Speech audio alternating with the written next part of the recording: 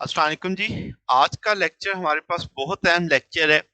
आज हम देखेंगे ग्रेविटेशनल एक्सेलरेशन, यानी कि ग्रेविटी की वजह से जो एक्सेलरेशन बनता है उसको हम स्टडी करेंगे और हम देखेंगे कि जो ग्रेविटेशनल एक्सेलरेशन है या जिसे हम जी भी बोलेंगे, उसमें वेरिएशन, तो वो वेरिएशन हम आल्टीट्यूड के लिहाज से भी देखेंगे, वो वेरिएशन हम डेप्थ के लिहाज से भी देखेंगे और वो देखेंगे कि जी जो वेरी करता है वो जमीन की रोटेशन की वजह से भी जी में वेरिएशन आती है। फिर हम देखेंगे कि जो शेप ऑफ अर्थ है उसकी वजह से भी जी में वेरिएशन आ रही होती है। ठीक होगी बात। तो आज के टॉपिक हमारे पास काफी सारा इसमें क्वेश्चंस है, न्यूमेरिकल यहाँ से बहुत बनते हैं, शॉर्ट क्वेश्चन बहुत है, तो आज का टॉपिक इस लिहाज से बहुत अहम है। तो जी शुरू करते हैं। तो सबसे पहले मैंने बोला ग्रेविटेशनल एक्सेलरेशन। ग्रेविटेशनल एक्सेलरेशन को क्या समझे आपके, जो ग्रेविटी होती है वो बुनियादी तौर पे किसी मैस पे क्या लगाती है, फोर्स लगाती है। अब ये जो फोर्स लगी किसी मैस में, ये बुनियादी तौर पे कॉम्बिनेशन आ जाएगा किस किस चीज का, ग्रेविटेशनल अट्रैक्शन ऑफ अर्थ और रोटेशन ऑफ अर्थ का। ठीक होगी बात। यानी कि अगर मैं पूछूं कि ये जो ग्रेविटेशनल एक्सेलरेशन है जो फोर्स पर एक एक्सर्ट की गई किसी मैस पे, तो वो उसमें किस किस का रोल ज्यादा है, तो आप बोलेंगे अर्थ की ग्रेविटी का रोल ज्यादा है और अर्थ की रोटेशन का रोल ज्यादा है। कैसे, ये हम आज अभी देखेंगे सारा। तो जनाब पहली मेरे पास बुनियादी हेडिंग है gravitational acceleration due to gravitation attraction of earth. तो इसे हमने समझना है कि भाई ग्रेविटेशन अट्रैक्शन जो है वो क्या है, कैसे आप इसको देखेंगे। तो हम पहले ग्रेविटेशनल फील्ड को जी का नाम दे देते हैं, इसे रिप्रेजेंट करेंगे फोर्स पर यूनिट मैस। ठीक है, एक्सर्टेड ऑन अ पार्टिकल, ये फोर्स जो एक्सर्ट हो रही है किसी पार्टिकल पे एक्सर्ट हो रही है in the field of body of mass capital M. क्या मतलब कि भाई आपके जो एक बड़ा मैस है उसकी क्या है, फील्ड है, उस फील्ड के अंदर एक पार्टिकल पे क्या लगी, फोर्स लगी, दैट इज ग्रेविटेशनल फील्ड।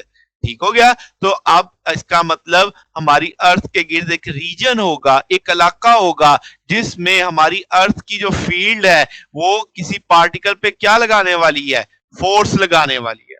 तो इसको और सादा लफ्जों में हम कैसे कह सकते हैं, force of a unit mass या force exerted on a unit mass due to gravity, यानी ग्रेविटी की वजह से किसी यूनिट मास पे लगने वाली जो आपके पास फोर्स आएगी, दैट इज ग्रेविटेशनल एक्सेलरेशन।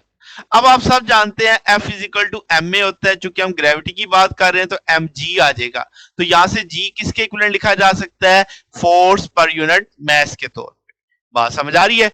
तो आपके पास इसी तरीके से हम न्यूटन का ग्रेविटेशनल लॉ पढ़ते हैं, हमने कल के लेक्चर में देखा minus G M M over R square, R unit vector, force चूंकि वेक्टर क्वांटिटी है, हम जानते हैं फोर्स एम जी भी होता है। यहां से अगर आप चाहें तो उसी कंसेप्ट पे कि G is equal to F by M, तो आप जी की एक नई वैल्यू सोच सकते हैं, एम एम से कैंसिल हो जाएगा, तो जी बराबर आ जाएगा किसके, minus G M over R square into R unit vector के। अब जनाबे वाला ये जी इसका मतलब एक वेक्टर है। ठीक होगी बात। अब माइनस साइन क्या शो करता है वो भी हम अभी पढ़ते हैं।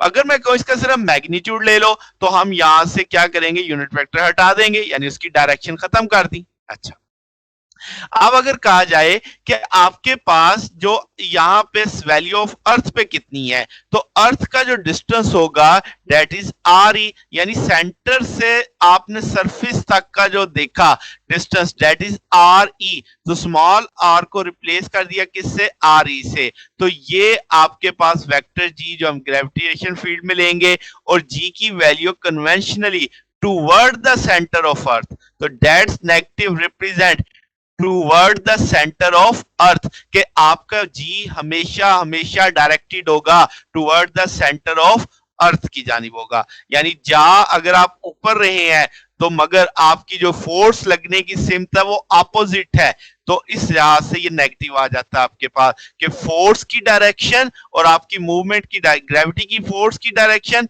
और आपका जो पोजीशन वेक्टर है उसकी डायरेक्शन एक दूसरे के अपोजिट होती है। तो ये चीज आपने यहां से समझनी है कि जी जो है वो हम पॉजिटिव है, आप हमेशा इसे लेते हैं पॉजिटिव कि जनाबे वाला कि वो आपने टुवर्ड द सेंटर ऑफ अर्थ लेना है, इस वजह से यहाँ पे ये नेगेटिव एक तरह से ये रिप्रेजेंट कर रहा है। ठीक है जनाब, अगर अब हम देखें अर्थ पे जी की वैल्यू, तो capital G M E into R E stand कर रहा है अर्थ के लिए कि यानी मुझे मैस ऑफ द अर्थ चाहिए, मुझे रेडियस ऑफ द अर्थ चाहिए। तो अगर मैं मून पे चला जाता हूं तो मून पे जी की वैल्यू कैसे निकलेगी, तो हम कहेंगे कैपिटल जी एम के नीचे सबस्क्रिप्ट में एम आ गया, आर के साथ एम आ गया, एम फॉर मून, यानी मुझे मून का मैस लेना है, मुझे मून का रेडियस लेना है। तो इस तरीके से हम किसी भी प्लेनेट के लिए जी की वैल्यू निकाल सकते हैं इस फार्मूले से। अच्छा, अब अगर हमें मैस नहीं पता, लेट्स से मुझे डेंसिटी गिवन है, तो हम जी को एक नए तरीके से डिफाइन करवा सकते हैं। हमने कल पढ़ा कि भाई एफ बराबर है minus G M M D M over R square into R unit vector. D M हमने पढ़ा कल कि भाई डेंसिटी इंटू वॉल्यूम आ जाता है, तो आपके पास एट अ सर्टन पॉइंट की जो आपके पास डेंसिटी है और सर्टन पॉइंट का जो वॉल्यूम आप एलिमेंट लेते हो, तो हमने ये लास्ट टाइम पढ़ा कल के लेक्चर में। तो उसी सोच पे अगर आप जी देखते हो, यहां से m दूसरी तरफ डिवाइड कर दो, तो क्या वो आपके पास g बराबर f बाई एम आ जाएगा। तो यहां से आपके पास g in term of density and volume आप एक्सप्लेन कर सकते हो। तो किसी भी आपके पास वॉल्यूम एलिमेंट के लिए आप g की वैल्यू देख सकते हो। यहाँ पे आप डेंसिटी है, देन r आप पोजीशन वेक्टर है, dv दैट वॉल्यूम एलिमेंट है आपके पास। तो इस तरीके से भी g को डिफाइन किया जा सकता है। अब बहुत अहम बात, जी के हम यूनिट देखेंगे। जी के जो यूनिट है आपके पास वो 9 हम कहते हैं मीटर पर सेकंड स्क्वायर, और हम इसे न्यूटन पर केजी भी कह सकते हैं, क्योंकि फार्मूला आपके पास क्या है, force per unit mass, force के यूनिट न्यूटन, मैस के यूनिट मीटर, मैस के यूनिट केजी। तो आपके पास ये आ जाएगा जनाबे वाला न्यूटन पर केजी।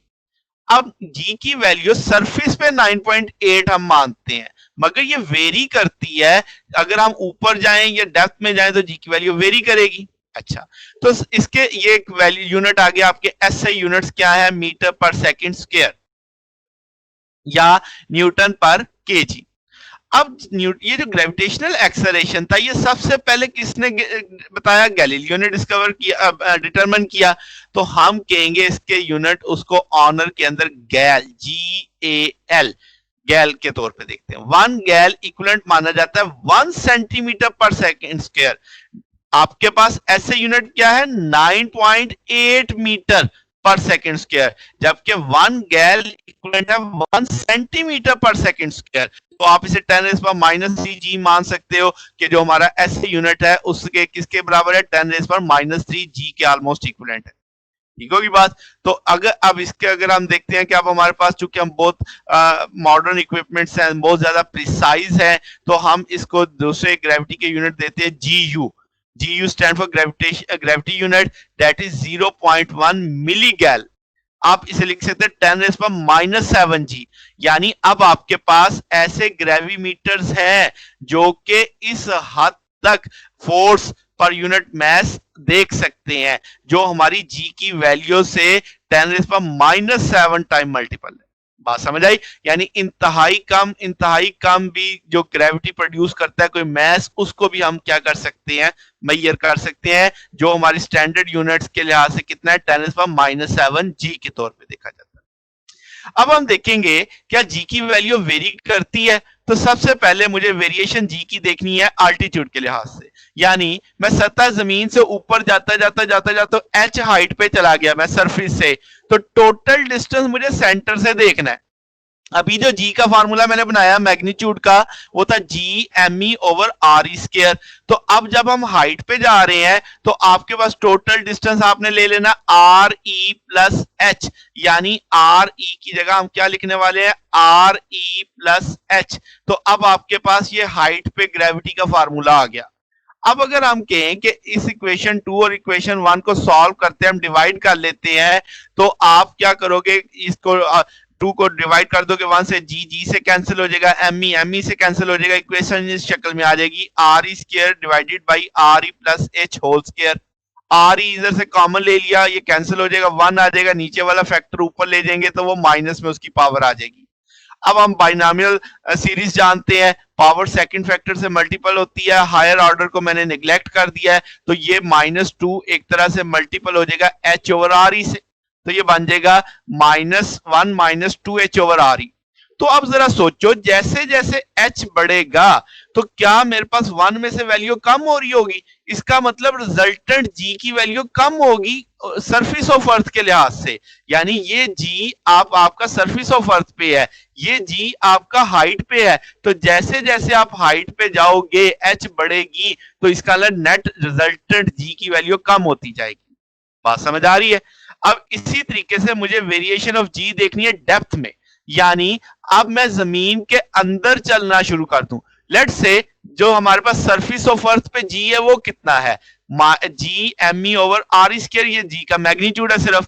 अच्छा, अब मैं मानता हूं कि अर्थ की डेंसिटी अगर यूनिफॉर्म है, यानी पूरी अर्थ का जो है हर जगह पे डेंसिटी एक जैसी है, तो डेंसिटी का फार्मूला क्या होगा, M E over VE, M E mass of earth, VE volume of अर्थ।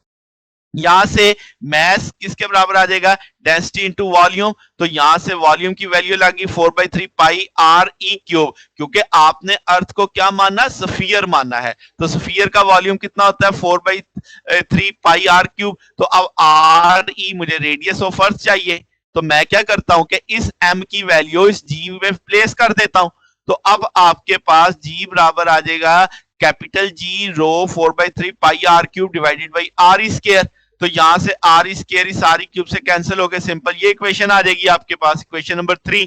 अब ये वो जी आ गया जो इन टर्म ऑफ डेंसिटी है और आपने सरफेस पे देखा। अब आप जब नीचे जाएंगे, लेट से आप एक्स नीचे आ गए, तो टोटल तो ये रेडियस था अर्थ का, तो बाकी कितना बचा सेंटर से फासला, आर माइनस एक्स। तो इसका मतलब अब आप इस फार्मूले में जी के वाले फार्मूले में R E minus x place कर देंगे, जो रेडियस था पहले, अब वो आर ई माइनस एक्स जितनी डेप्थ आ गई।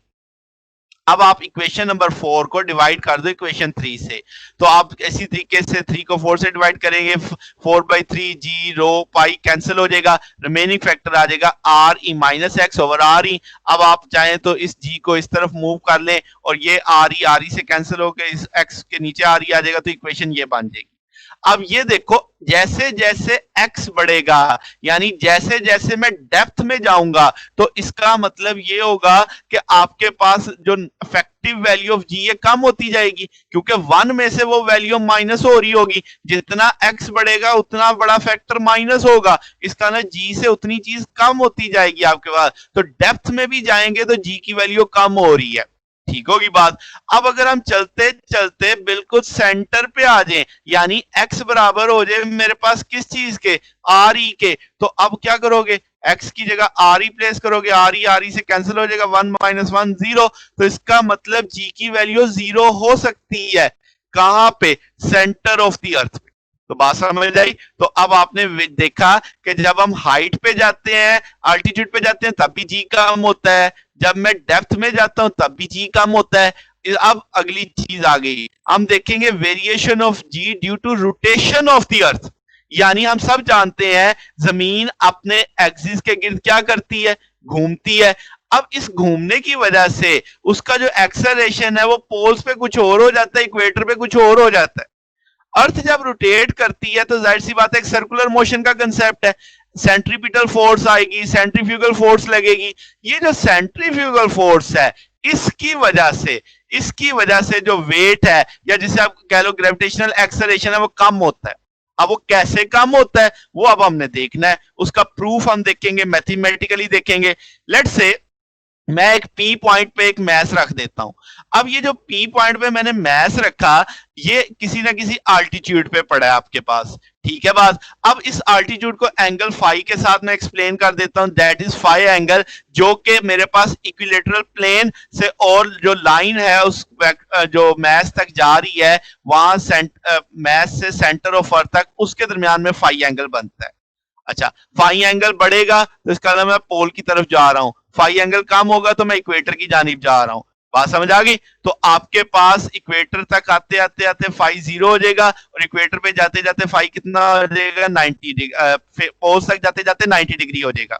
अच्छा जी, अब मैं कहता हूँ पी पॉइंट पे जो मेरे पास जी की वैल्यू है, यानी ग्रेविटेशनल एक्सेलरेशन है, उसे मैं रिप्रेजेंट कर देता हूँ किससे? जी फाई से। ठीक होगी बात। अब ये पी पॉइंट पे मेरे पास एक्सेलरेशन ड्यू टू ग्रेविटी है। ठीक है।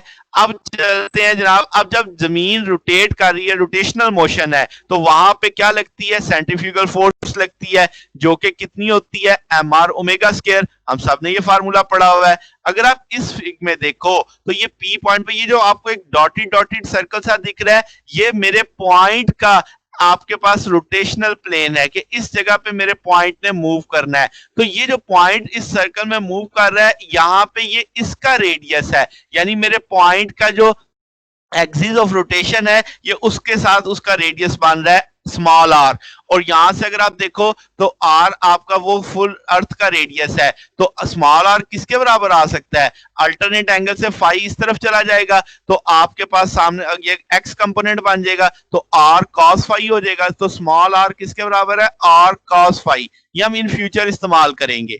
अच्छा, अब इधर आ जाए। अब सेंट्रीपिटल फोर्स तो अंदर की जानिब होती है, सेंट्रीफ्यूगल फोर्स आउटवर्ड होगी, एम आर ओमेगा स्केयर, जैसे मैंने यहां पे पढ़ा।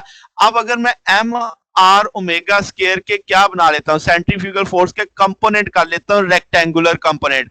तो इसके दो कंपोनेंट बनेंगे, एक कंपोनेंट ये आ जाएगा, एक कंपोनेंट नीचे होगा। तो ये वाला जो कंपोनेंट आप देख रहे हो, M R omega square cos phi, तो ये एक तरह से आप देखो उस लाइन पे है जिस लाइन पे मेरे पास फोर्स ऑफ ग्रेविटी है, एम जी जो आपको दिखाई दे रहा है, उसका वेट दिखाई दे रहा है। तो इसका मतलब ये हुआ कि जो मेरा पी पॉइंट पे बॉडी था, उस पे अब कितनी फोर्सेस लग रही हैं? दो फोर्स, एक mg उसका वेट जो किस जानिब जाना चाहता है? सेंटर ऑफ अर्थ की जानिब, और एक दूसरी फोर्स कौन सा? कंपोनेंट ऑफ सेंट्रीफ्यूगल फोर्स, जो कि कौन सा बनेगा? M R omega square cos phi. और ये दोनों आप देखो आउटवर्ड डायरेक्शन में है, इसका मतलब पी पॉइंट पे दो फोर्सेस हैं जो अपोजिट डायरेक्शन में है। तो ये एक दूसरे के इफेक्ट को कैंसिल करेंगे, तो हम क्या लेंगे? डिफरेंस ले लेंगे इन दोनों फोर्सेस का। तो इन दोनों फोर्सेस का जो डिफरेंस होगा वो आपको क्या देने वाला है? वो आपको नेट फोर्स देगा जो हमारी बॉडी पे लग रही है। तो वो जो नेट फोर्स होगी वो हमारे पास उससे एक्सेलरेशन पता चलेगा। तो एम जी फाई हमने कहा था कि जो हमारे पास उस बॉडी पे नेट आएगा वो क्या है? जी फाई कह देंगे। तो आपके पास एम जी फाई आ जाएगा, उस बॉडी पे नेट जो आ रहा है फोर्स ये आ रही है, और एम जी उसका वेट था, M R omega square cos phi जो आउटवर्ड डायरेक्शन में था, बाहर की जाने, दोनों को आपने सब्ट्रैक्ट कर दिया। यहां से आप क्या कर सकते हो? स्मॉल आर जो कि हमने यहां से पढ़ा था किसके बराबर था? आर कॉस फाई के।